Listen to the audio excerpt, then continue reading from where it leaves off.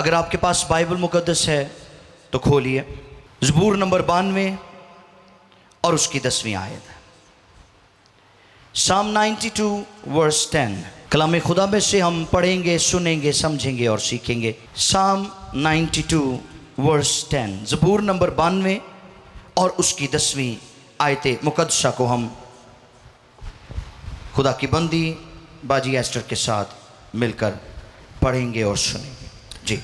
खुदा के कलाम मुकद्दस में यूरक में, लेकिन तूने मेरे सींग को, सुनिए, तूने मेरे सींग को जंगली सांड के सींग की जंगली सांड के सींग की मानंद बुलंद किया है, बुलंद किया है। मुझ पर ताजा तेल, मुझ पर ताजा तेल मला गया है, मला गया है। कलाम खुदा के पढ़े और सुने जाने पर खुदा की बरकत हो। एक आवाज में कहेंगे आमीन। क्या सुना है आपने? लेकिन तूने मेरे सींग को जंगली सांड के सींग के उसकी मानंद बुलंद किया है और मुझ पर ताजा तेल मला गया है। I've been anointed with fresh oil। जंगली सांड या बैल का सींग बाइबल मुकद्दस में एक इस्तारी इजहार के तौर पर जाहिर होता है। मेटाफोरिकल एक्सप्रेशन इसको बोलते हैं, जिसे ताकत, इख्तियार, इलाही तहफ़्फ़ुज़ की अलामत समझा जाता है। जंगली बैल की तस्वीर कशी जो उसके मजबूत सींगों के लिए मशहूर है। याद रखिए, ये खुदा की तख्लीक की कुदरत, उसकी अज़मत, उसके लोगों की हिफाजत और नजात की सलाहियत को जाहिर करने के लिए इस्तेमाल होती है। पुराने अहदनामे में जंगली बैल या सांड का जिक्र तकरीबन 9 मरतबा मुख्तलिफ कुतुब में, जिनमें गिनती की किताब, इस्तस्ना की किताब, अयूब की किताब, ज़बूरों की किताब और यसाया के सहीफ़े में हमें मिलती है। अब एक और ख़ास बात जो याद रखने की है वो ये है कि कलाम में जहाँ जहाँ हमें जंगली बैल या सांड का जिक्र मिलता है, इससे ताकत, जोर, फतह, खुदा की कुव्वत और उसके लोगों की ताकत मुराद है। खुदा की ताकत, खुदा का जोर, खुदा की कुव्वत पा लेने वाला शख्स सब कुछ करने की सलाहियत रखता है। आमीन। जंगली सांड के सींग ताकत की अलामत है, और जो शख्स खुदा की ताकत को, खुदा के जोर को, खुदा की कुव्वत को पा लेता है, उसके पास सब कुछ करने की सलाहियत मौजूद होती है। फिलिपियों के खत में 4 बाब की 13वीं आयत में पौलुस कहते हैं, जो मुझे ताकत बख्शता है उसमें मैं सब कुछ कर सकता हूं। हालेलुया। जो मुझे ताकत बख्शता है उसमें मैं, कई कहणगे भाई जी मेरे ते वसों ही बाहर है। हाँ जी, मेरे को तो नहीं जे हो सकता, मेरे लिए तो पॉसिबल नहीं है, मेरे वसों बाहर है। भाईया तेरे वसों बाहर तो आप ही होना, क्योंकि तू रब दे वसों बाहर है ना। तो जड़ा रब दे वसों बाहर है उहदे को की हो सकता है। यीशु मसीह यूहन्ना की इंजील के 28वें बाब की 10वीं आयत में कहते हैं, मेरी भेड़ें मेरे हाथ में है और कोई उन्हें मुझसे छीन नहीं सकता। तो जड़ी भेड़ आप ही हथों निकलती भज भज के, ਉਹਦਾ की इलाज किया जाए? उन्हें तो फिर कहना ही है, ऐ जी मेरे वसों बाहर है। खुदा की ताकत, खुदा का जोर जब हमारे जोर को सरेंडर करता है, जब हमारे जोर पर, हमारी ताकत पर ओवरकम करता है, तो फिर हम उसमें सब कुछ करने की कुदरत रखते हैं। आमीन। अब सिर्फ बात ताकत की नहीं है, बात मस्सा की भी है। क्या कहा ज़बूर नवीस ने कि उसने मेरे सींग को जंगली सांड के सींग की मानंद बुलंद किया और उसने मुझे ताज़ा तेल मला है। मुझ पर ताज़ा तेल मला गया है। बात सिर्फ ताकत की नहीं है, बात मस्सा की भी है। और तेल के बारे में सुनिए। तेल कुव्वत हयात, मसा और बरकत की नुमाइंदगी करता है। The oil represents vitality, anointing and blessing. तेल कुव्वत हयात, मसा और बरकत की नुमाइंदगी करता है। इसके अलावा और क्या करता है? इसको खुदा के एक्टिव रीन्यूइंग वर्क यानी फाल और तजदीद कारी की अलामत समझा जाता है। जैसे तेल हमारे मसल्स को मजबूत करता है, उसी तरह रूहुल कुद्स का तेल हमारे रूहानी मसल्स को मजबूत करता है। आमीन। जिस तरह से तेल हमारे बदन को गरमाइश देता है, इसी तरह से रूहुल कुद्स का तेल हमें खुदावंद यीशु में सरगर्म रखता है। हालेलुया। अहद अतीक के ज़माने में ख़ास तौर पर इसराइल और उसके आसपास के इलाकों में जैतून का तेल खुराक, अद्वियात और सबसे बढ़कर मस्सा करने के लिए इस्तेमाल किया जाता था। राइट। अब दूसरी तशरीह सुनिए तेल की। तेल की दूसरी तशरीह यह है कि तेल रूहुल कुद्स की कुव्वत की नुमाइंदगी करता है। आमीन। और खुदा के पाक करने, शिफा देने और बहाल करने की सलाहियत पर ईमान की अलामत समझा जाता है। तेल मले जाने से मुराद क्या है? मुझ पर ताज़ा तेल मला गया है, इससे क्या मुराद है? तेल मले जाने से मुराद है कंसिक्रेशन। कंसिक्रेशन क्या होती है? तकदीसी अमल से गुजरना। खुदा का पाक रूह हमारी तकदीस करता है, हमें पाक करता है, हमें ऑर्डेन करता है, हमें सेक्रेट करता है, हमें मुकद्दस बनाता है। राइट। अब समझिए जरा इस बात को जो खुदा के बंदा ने लिखा है, दाऊद ने। वो कहता है खुदा ने मुझे ताकत भी दी है और मस्सा भी दिया है।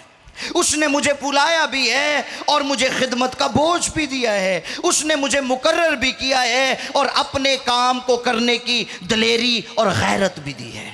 हालेलुया। तो खुदा जब हमें बुलाता है, जब हमें असाइन करता है किसी काम के लिए, तो वो ना सिर्फ हमें असाइन करता है, बुलाता है, बल्कि हमें उस काम को करने के लिए जुर्रत देता है, दलेरी देता है और मस्सा देता है।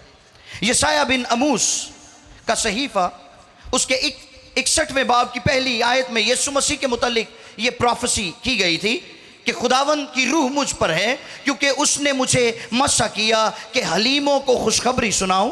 उसने मुझे भेजा है कि शिकस्ता दिलों को तसल्ली दूं, कैदियों के लिए रिहाई और असीरों के लिए आज़ादी का ऐलान करूं।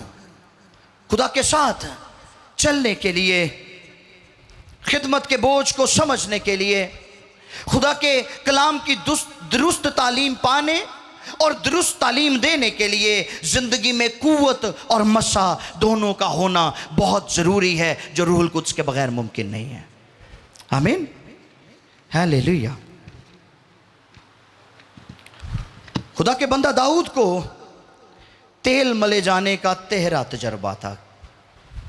क्या कह रहा हूं मैं? सुनिए। दाऊद को तेल मले जाने का, कम ऑन, तेहरा तजर्बा। इतने किसी नू एक खिदमत मिल जाए ना तो फड़िया नहीं जाता। सुनिए मेरी बात गौर से। किसी को माड़ी जी को भूतनी निकल जाए ना तो वो काबू नहीं आता। ओदी धौन च सरिया, वो अपने आप को मिनिस्टर समझता है, वो अपने आप को बड़ी शह समझता है। यहां पर तेहरे मसा की बात हो रही है। तेहरा मसा दाऊद के ऊपर। जी हां, दाऊद को 3 दफा मसा किया गया था। वो कहता है मुझ पर ताजा तेल मला गया है। दाऊद खुदा का बंदा, खुदा का ममसू, जो खुदा के दिल के मुताबिक था। बाइबल मुकद्दस में ये आइकॉनिक फिगर है। जिसका जिक्र कलाम खुदा में 1100 मरतबा आया है। और बिलखसूस हिजकियल की किताब का जब आप 34वां बाब पढ़ते हैं तो हिजकियल 34वें बाब की 23वीं और 24वीं 2 आयात में दाऊद के मुतालिक पेशन गोई की गई है कि वो बनी इसराइल का चरवाहा होगा। और यीशु मसीह ने मुकाशफा की किताब 22वें बाब की 16वीं आयत में खुद फरमाया कि वो दाऊद की अस्ल व नस्ल और शुभ का चमकता हुआ सितारा है। क्या मुबारक और बाबरकत शख्सियत है दाऊद की, खूबसूरत पर्सनैलिटी है। खुदा के बंदा दाऊद के ऊपर 3 तरह का मस्सा था। कितनी तरह का? 3 तरह का। He was carrying 3 different anointings। इत्थे एक पोर्शन आ जाए ना तो सांभे ही नहीं जाता। हाँ जी, या दौलत की नजर हो जाते हैं हम, या शोहरत की नजर हो जाते हैं हम, या शहवत प्रस्ती की नजर हो जाते हैं हम। ये मैं खादमों की बात कर रहा हूं, वो मसा ही नहीं सांभिया जाता। ते इत्थे ते 3 पोर्शन मिले ने। तिहरी अनॉइंटिंग है खुदा के बंदा के ऊपर। जानना चाहते हैं कौन कौन सी अनॉइंटिंग थी वो, कौन कौन सा मस्सा था वो? तो सुनिए, पहला मस्सा, the first anointing on David was the anointing of ministry, the anointing of assignment, खिदमत का मस्सा आप इसको कहेंगे। पढ़िए सैमुएल की पहली किताब, उसका 16वां बाब है और उसकी 13वीं आयत मुकद्दसा। सुनिए जरा गौर से, सैमुएल की पहली किताब, उसका 16वां बाब और उसकी 13वीं आयत मुकद्दसा। थैंक यू जी। तब सैमुएल ने जी तेल का सींग लिया और उसे उसके भाइयों के दरमियान मसा किया, और खुदावंद की रूह उस दिन से आगे को दाऊद पर जोर से नाजिल होती रही। फिर सैमुएल उठकर रामा को चला गया। सैमुएल ने दाऊद के ऊपर तेल उंडेला और लिखा है उस दिन से खुदा की रूह उस पर जोर से नाजिल होने लगी, उसको मसा किया गया। खुदा जिस बात के लिए हमें मसा करता है वो है सबसे पहले अपनी जिंदगी में खुदा के मकसद बचना। खुदा ने हमें किस बात के लिए मखसूस किया है, किस बात के लिए चुना है, किस बात के लिए बुलाया है। इफसियों 2 बाब की 10वीं आयत में लिखा है क्योंकि हम उसी की कारीगरी हैं और मसीह यीशु में उन नेक अमाल के वास्ते मखलूक हुए हैं जिनको खुदा ने पहले से हमारे करने के लिए तैयार किया गया था। दाऊद को एक बड़े काम की तकमील के लिए मसा किया गया था। हमें मालूम करना है कि हमें किस बात के लिए मसा किया गया है, मकसद क्या है हमें मसा करने का। खिदमत है भी ये कोल के कोई नहीं, या असी स्केयर क्रो वां। स्केयर क्रो समझते हैं क्या क्या होता है? पिंडां दे विच फसलों दे विच खड़ा किया हुंदा उन्होंने एक कठपुतला, डरावना कठपुतला, ठीक। और वो यूं करके खड़ा रहता है वहां पर और परिंदों को लगता है कि बंदा खलोता है, असी लागे जावांगे मारेगा, वो दूरों ही डरते रहते हैं, ठीक। लेकिन जब पास जाते हैं उसके ऊपर बैठते हैं तो उन्होंने पता लगता है झूठा है, ये फेक है, ये असली नहीं है। तो फिर कोई अख कड, कोई नक तोड़, कोई हाथ तोड़, वो चंगा भन देने। आज इसी तरह से बहुत सारे स्केयर क्रो खिदमत में आ चुके हैं और डरावने कठपुतले ने अबलीस दियां तासीरां दूरों वेख के समझ दिया खुदा दा खादम है, जो लागे आंदियां ते अंदर कख भी नहीं हुंदा, वो चंगा भन दियां ने। सिकवा यहूदी के बेटों को मार पड़ी थी। शमौन काला एक जादूगर था और जब वो जादू करता तो लोग बड़े मुतासिर होते, बड़े इंप्रेस्ड होते उससे कि बड़ा काम कर रहा बंदा, और उसको कहते ये खुदा की वो कुदरत है जो बड़ी कहलाती है, जबरदस्त। ते जदों असली आया ते ओ झूठा पै गया। जब वहां पर फिलिप्पस खुदा का खादिम पहुंचा है और खुदा के लोगों ने वहां पर मिरेकल्स देखे हैं तो लिखा है लोग बपतिस्मा लेने लगे, तो वो आप भी फिर झूठा उहदे कोल आ गया, तो हमें ये जानना है कि क्या हम बुलाए गए हैं या नहीं बुलाए गए, या बुलाए गए हैं तो किस काम के लिए बुलाए गए हैं, और जिस काम के लिए बुलाए गए हैं हमें उस काम को दीदा दिलेरी से करने की ज़रूरत है। अपने अंदर खुदा के मकसद को समझने की ज़रूरत है कि खुदा ने हमें क्यों बुलाया है। सो दाऊद के ऊपर जो पहली इनॉइंटिंग थी वो थी द इनॉइंटिंग ऑफ मिनिस्ट्री, खिदमत का मसा। दूसरा मसा कौन सा था? शमूएल की दूसरी किताब है, दूसरा बाब और उसकी चौथी आयत। शमूएल की दूसरी किताब, दूसरा बाब और उसकी चौथी आयत। Second anointing was the anointing of acceptance, कबूलियत का मसा दाऊद के ऊपर। जी पढ़िए। तब यहूदा के लोग आए, तब यहूदा के लोग आए और वहां उन्होंने दाऊद को मसा करके यहूदा के खानदान का बादशाह बनाया। इससे पहले कि खुदा दाऊद को खिदमत देता, बुलावा देता, खुदा ने उसके लिए पहले से शमूएल को तैयार किया और उसको भेजा ताकि वो उसको मखसूस करे। और जब उसको मखसूस किया गया तो उसकी इनॉइंटिंग को एक्नॉलेज करने वाले खुद ही इकट्ठे हो गए। जो मसा हुंदा है ना जिंदगी दे उत्ते, ते लोकी एक्नॉलेज करते ने, लोकी मनते ने उस मसा नूं। इससे पहले कि आपकी खिदमत को, आपके बुलावे को, आपकी इनॉइंटिंग को कबूल किया जाए, खुदा आपको खिदमत के लिए मसा करता है। तो जिहड़ा मसा नहीं होया ओदी इनॉइंटिंग नूं भी कोई नहीं मानदा, ओदे ते हुंदी नहीं इनॉइंटिंग। जिसके ऊपर खिदमत का मसा नहीं है उसको कोई नहीं मानता। और कदी कदी लोग लाइट भी लै रहे होंदे ने खुदा दे खादमां नूं, ਜਿਹੜੇ सादे होंदे ने उन्होंने लाइट भी लै रहे होंदे ने। फिलिप्पस को लाइट ले रहा था शमौन, जादू कर करके दिखा रहा था, लेकिन जब खुदा ने अपनी कुदरत उस सादे बंदे में से दिखाई तो फिर आप भी सरेंडर कर गया और कहता है जो कुछ तेरे पास है अब मुझे भी दे दे।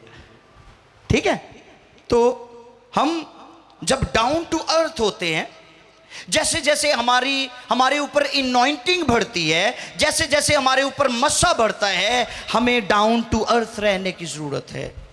हमें ज़रूरत है कि हम झुके रहें, हमें ज़रूरत है कि हम आजिज़ रहें, हम आजिज़ होते चले जाएं। और जब आजिज़ होते हैं तो फिर हमारे मसा को लोग एक्नॉलेज करते हैं। सो दाऊद के मसा को एक्नॉलेज किया गया है, उसकी खिदमत को एक्नॉलेज किया गया है। आपका मसा वाज़े होना चाहिए, आपकी बुलाहट वाज़े होनी चाहिए, आपकी खिदमत वाज़े होनी चाहिए। तो फिर ना सिर्फ कलीसिया आपके मसा को तस्लीम करेगी, बाकी लोग भी करेंगे। ठीक, और आपके दुश्मन भी जड़े तानू चंगा नहीं कहते। ठीक, तुसी दुआ करते हो, तुसी वर्शिप करते हो, तुसी गुफ्तगू करते हो, लोग बरकत पाते हैं। और वो जो आपसे जलते हैं, वो जो आपको पसंद नहीं करते, वो जो आपके पीछे बातें करते, बैक बाइटिंग करते, खुदा उनको भी झुका देता है। ठीक, एलिया के बारे में मैं पढ़ रहा था कि जब अखयब मर गया तो उसका बेटा अखजिया बादशाह बना, और एक रोज वो सामरिया में अपने महल की खिड़की में खड़ा था और वहां पर गिर गया और उसको एक बीमारी लग गई और वो बीमार हो गया।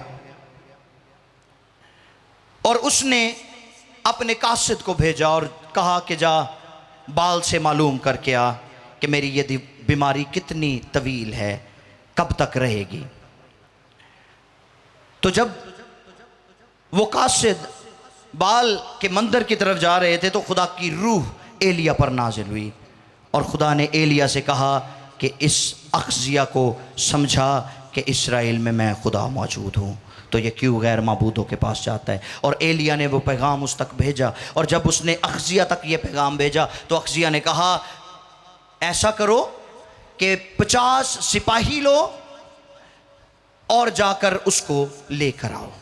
अब उनके दिल में बदी थी और वो उस बदी के साथ एलिया को पकड़ने के लिए गए हैं। और कलाम में लिखा है एलिया एक पहाड़ी के ऊपर, पहाड़ी के टीले के ऊपर बैठा हुआ था।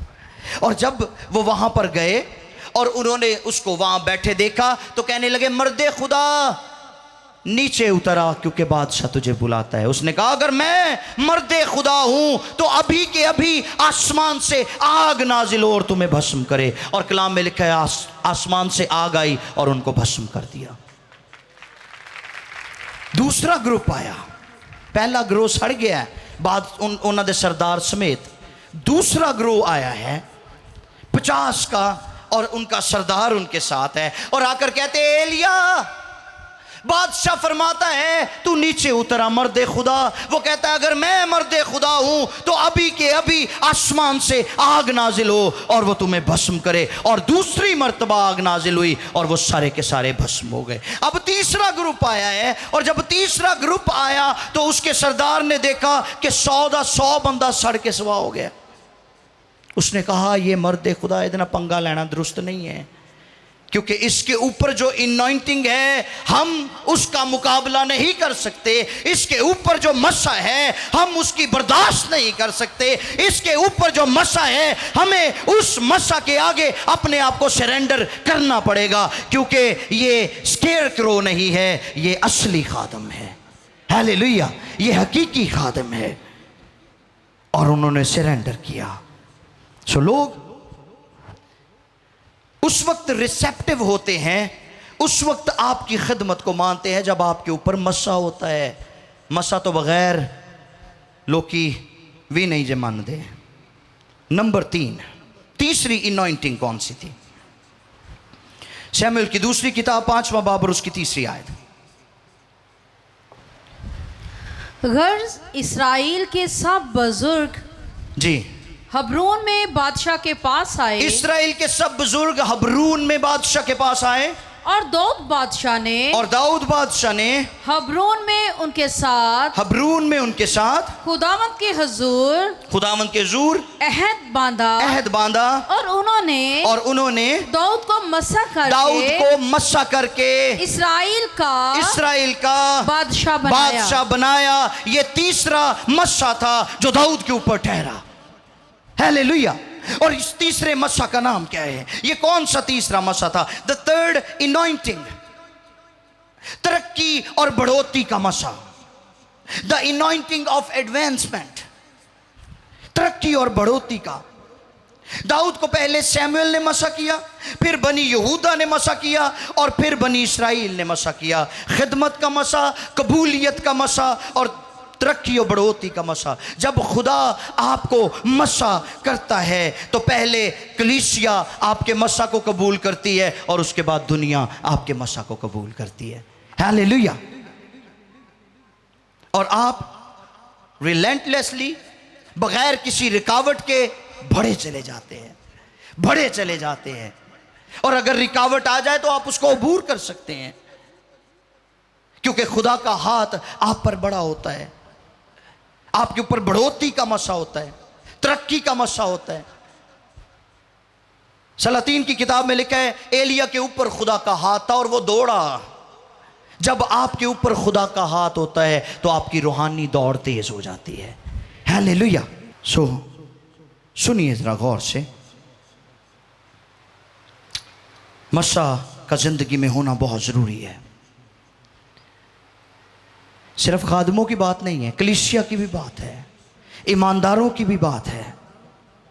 आप खूबसूरत हो सकते हैं, आप ज़हीन हो सकते हैं, आप में बहुत सारी सलाहियतें हो सकती हैं, आप जागीरदार भी हो सकते हैं, आप मुआशरे में ऊंचा कद रखते हो, आप मोस्ट इन्फ्लुएंशियल पर्सनैलिटी हो, आपके पास बहुत दौलत हो, बहुत रुपया पैसा हो। It's alright. लेकिन सवाल यह है कि क्या आप इनॉइंटेड हैं? क्या आपकी जिंदगी में मसा है?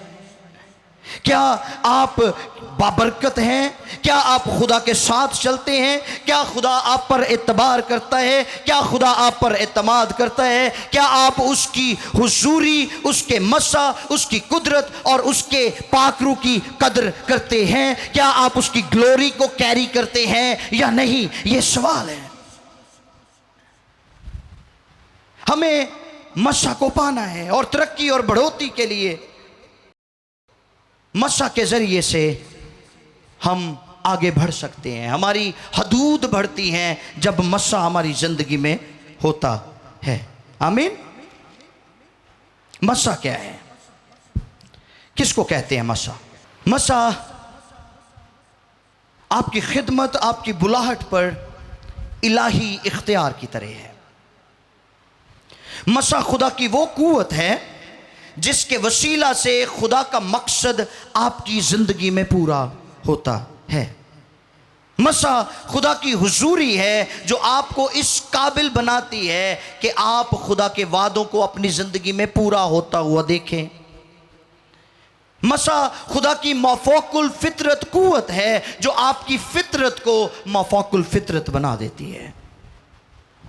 आमीन। मसा से मुराद जब फजल और खुदा का जलाल आपके अंदर इकट्ठे होते हैं तो आपको वो कुव्वत मिलती है जो दुनिया को हिलाकर रख देती है। आमीन। सुनिए फिर इस बात को, जब फजल और खुदा का जलाल आपकी जिंदगी में इकट्ठे होते हैं तो आपको वो कुव्वत मिलती है कि आप दुनिया को हिलाकर रख देते हैं, आप शैतान की धज्जियां उड़ा सकते हैं। मरकस की इंजील 6 बाब की 13वीं आयत में लिखा है, और बहुत सी बदरूहों को निकाला और बहुत से लोग बीमारों को तेल मल कर अच्छा किया। अमाल की किताब 10वां बाब और उसकी 38वीं आयत में लिखा है कि खुदा ने यीशु नासरी को रूहुल कुद्स और कुदरत से मसा किया। वो भलाई करता और उन सब को जो इब्लीस के हाथ से जुल्म उठाते थे शिफा देता फिरा, क्योंकि खुदा उसके साथ था। याकूब 5:14।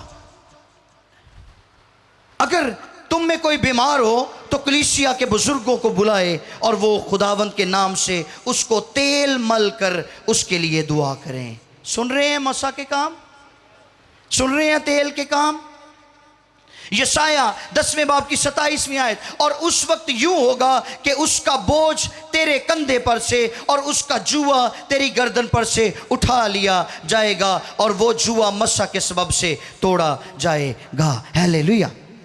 पैदाइश की किताब से मुकाशफा की किताब तक दर्जनों ऐसी शहादतें मिलती हैं कि ममसू वो कर सकते हैं जो कोई और नहीं कर सकता। आमीन। ममसू वो कर सकते हैं जो कोई और नहीं कर सकता। अगर आपकी जिंदगी में खुदा का पाक रूह है तो फिर आप सब कुछ कर सकते हैं। जो मुझे ताकत बख्शता है उसमें मैं सब कुछ कर सकता हूं। हालेलुया। इसलिए जिंदगी में मसा का होना बहुत जरूरी है। ममसू के बारे में मैं ये कहता हूं कि ममसू शिकवा नहीं करते, ममसू प्रस्तिश करते हैं। हालेलुया। ममसू शिकवा नहीं करते, ममसू प्रस्तिश करते हैं। ममसू बहाने नहीं लगाते, ममसू तारीख रकम करते हैं। आमीन। और जहां ममसू खड़े हो जाते हैं वहां फतूहात जारी हो जाती हैं। आमीन। मसा दीवारों को गिराता है, मसा जूलियत का सर कलम करता है, मसा आसमान से आग और बारिश को लाता है, मसा बदरूहों को निकालता है, मसा बीमारों को शिफा देता है और जुए के बंधन खोलता है, और मसा दुनिया को बदल देने की कुदरत रखता है। आमीन। मेरे पीछे बोलिए, मुझे फकत निजात नहीं मिली, दिलेरी से कहें, मुझे फकत निजात नहीं मिली, मुझे फकत रिहाई नहीं मिली, मुझे फकत शिफा नहीं मिली, मुझे फकत चुना नहीं गया, मुझे फकत बुलाया नहीं गया, मुझे फकत खिदमत ही नहीं मिली, बल्कि मुझे मसा किया गया है। I am anointed. हालेलुया। मुझ पर ताजा तेल मला गया है। ਤੇ ਜਿਹਦੇ ਤੇ ਤਾਜ਼ਾ ਤੇਲ ਮਲਿਆ ਗਿਆ ਹੈ ਉਹ ਪਹਿਲਵਾਨ ਹੁੰਦਾ ਹੈ। ਆਮੀਨ। ਅਸੀਂ ਯਿਸੂ ਮਸੀਹ ਦੇ ਪਹਿਲਵਾਨ ਹਾਂ। आमीन। We are muscular in Christ, क्योंकि हम इनॉइंटेड हैं, और जो इनॉइंटेड है वो रूहानी दुनिया में पावरफुल शख्स है, वो रूहानी दुनिया में सूरमा है। कहे मैं इनॉइंटेड हूं, बोले दिलेरी से कहे मैं इनॉइंटेड हूं। मेरा घराना इनॉइंटेड है, मेरी रोया इनॉइंटेड है, मेरा बुलावा इनॉइंटेड है, मेरी खिदमत इनॉइंटेड है, मेरा मुस्तकबिल इनॉइंटेड है, मेरा ईमान इनॉइंटेड है। और आज मुझे खुदा फिर से मस्सा से लबरेज करने को है, ताकि मैं खोए हुओं को ढूंढने और कुचले हुओं को आज़ादी पाने की खुशखबरी सुनाता रहूं, सुनाती रहूं। हालेलुया, हालेलुया, तारीफ हो। मुझ पर तेल मला गया है। केड़ा? हाँ जी, हाँ, ये सुनना चाहता था मैं। क्या कहते हैं दाऊद मुझ पर? दलेरी ना बोलो। क्या मला गया है? शाबाश, ताजा तेल, कल्ला तेल नहीं, खाली तेल नहीं, ताजा तेल। अब ताज़ा तेल के भेद को सीखते हैं कि ये ताज़ा तेल का भेद क्या है। बहुत दफ़ा आपने मीटिंग्स में जो प्रिजाइडर्स होते हैं, मीटिंग चला रहे होते हैं, उनके मुंह से ये सुना होगा, पास्टर्स के मुंह से ये सुना होगा, वर्शिप लीडर्स के मुंह से सुना होगा, खुदावंद फ्रेश इनॉइंटिंग थे। सुने? फ्रेश इनॉइंटिंग क्या है? ये फ्रेश इनॉइंटिंग क्या मतलब है? फ्रेश इनॉइंटिंग का आज सीखेंगे हम। ताज़ा, कौन कौन पाना चाहता है ताज़ा मसा? हालेलुया। आज आप ताज़ा मसा पाकर जाएंगे। आमीन। लेकिन इससे पहले ज़रा सुनिए, इसको सीखिए कि ताज़ा मसा है क्या। ताज़ा, फ्रेश, इसका मुतजाद क्या होगा? ऑपोजिट क्या होगा? ताज़े दा ऑपोजिट की हुंदा? बुस्सेया, है ना? बासी और मुरझाया हुआ, खराब, पजमुर्दा। इंग्लिश में हम कहेंगे stale, processed, well worn, withered, बहुत सारे लफ्ज हैं। तो क्या यूहन्ना के पहले खत उसके दूसरे बाब और उसकी 27वीं आयत के मुताबिक मस्सा पुराना हो जाता है? फ्रेश मस्सा जो मंगन डे हो, ताज़ा मस्सा जो मंगन डे हो, तो पहला मस्सा पुराना हो गया है। हाँ जी, कपड़े पुराने हो जाते ना, कि जी यह शर्ट मैं 2-3 बारी पा ली है, हुण मैं ये नहीं पा सकता। तो भैणां साडियां दा ते खास ये हुंदा है ज़रा, हाँ जी, मसला कि यह सूट मैं एक बारी पा लिया सी विआह, तो हुण नहीं मैं ये पाना, मैं रिपीट नहीं कर सकती, अब मुझे नया चाहिए। ऐसे ही है। तो फिर इनॉइंटिंग के बारे में क्या ख्याल है आपका? ताज़ा मसा, ताज़ा मसा चाहिए। ताज़ा मसा की मुझको ज़रूरत है, रूह के शोलों की मुझको ज़रूरत है। पढ़िए ज़रा यूहन्ना का पहला खत, उसका दूसरा बाब और उसकी 27वीं आयत। और तुम्हारा वो मसा, सुने, तुम्हारा वो मसा जो उसकी तरफ से किया गया, जो उसकी तरफ से किया गया, तुम में कायम रहता है, तुम में कायम रहता है, और तुम इसके मोहताज नहीं, इसके मोहताज नहीं कि कोई तुम्हें सिखाए, कि कोई तुम्हें सिखाए, बल्कि जिस तरह वो मसा जो उसकी तरफ से किया गया, जो उसकी तरफ से किया गया, तुम्हें सब बातें सिखाता है, तुम्हें सब बातें सिखाता है, और सच्चा है, और सच्चा है, और झूठ नहीं, और झूठ नहीं, और जिस तरह उसने तुम्हें सिखाया, उसी तरह तुम उसमें कायम रहते हो। वो मसा झूठा नहीं है, वो मसा सच्चा है, और उस मसा का नाम रूहुल कुद्स है जो आपको मिला है। तो फिर क्या हमें नए रूहुल कुद्स की जरूरत है? क्या हमें ताजा रूहुल कुद्स की जरूरत है? हम क्यों फ्रेश इनॉइंटिंग के लिए इतने बावले हो जाते हैं कि फ्रेश इनॉइंटिंग चाहिए, ताजा मसा चाहिए? हाँ जी, जब खुदा से आप ताज़ा मस्सा मांगते हैं, सुनिए इस भेद को, जब खुदा से आप ताज़ा मस्सा मांगते हैं तो आप ये नहीं कहते कि नया रूहुल कुद्स दे। क्या कहते हो? हम ये नहीं कहते कि हमें नया रूहुल कुद्स दे। इससे मुराद रूहुल कुद्स आपके अंदर, आपके बाहर, आपके ऊपर, आपके लिए, आपके वसीला से दूसरों की जिंदगी में नया काम करे। हालेलुया। यशाया की किताब 43वें बाब की 19वीं आयत में लिखा है, देखो मैं एक नया काम करूंगा, अब वो ज़हूर में आएगा, क्या तुम मुझसे नावाकिफ रहोगे? हाँ, मैं सहरा में नदियां जारी करूंगा। रूहुल कुद्स हमारी जिंदगी में हर रोज एक नया काम करता है, हर रोज एक नया काम करता है, हर रोज एक नया काम करता है। और हमें हर रोज खुदा के हुजूर से उसकी एक्टिव और रीन्यूइंग वर्क को लेने की जरूरत है, ताकि खुदा हमारे अंदर तजदीद कारी करता रहे, हर रोज नया काम करता रहे, हर रोज हमें एक कदम आगे लेकर जाए। और एक कदम आगे हम उस वक्त जाएंगे जब हमारी जिंदगी में कुछ नया होगा। जब हम एक दूसरे से मिलते हैं ना, तो हम पूछते हैं व्हाट्सअप, क्या नई ताजी है? पूछते हैं ना, पाजी सुनाओ क्या हाल है, कोई नवी ताजी है? कोई नवी ताजी सुनाओ। तो फिर तुसी जड़ी नवी हुंदी है ते ताजी हुंदी है, वो फौरी तौर पर सुना देंगे हो, भावें कोई खबर है तो भावें किसी की बदखोई है, रेंदे नहीं। हाँ जी, ऐसे ही है ना।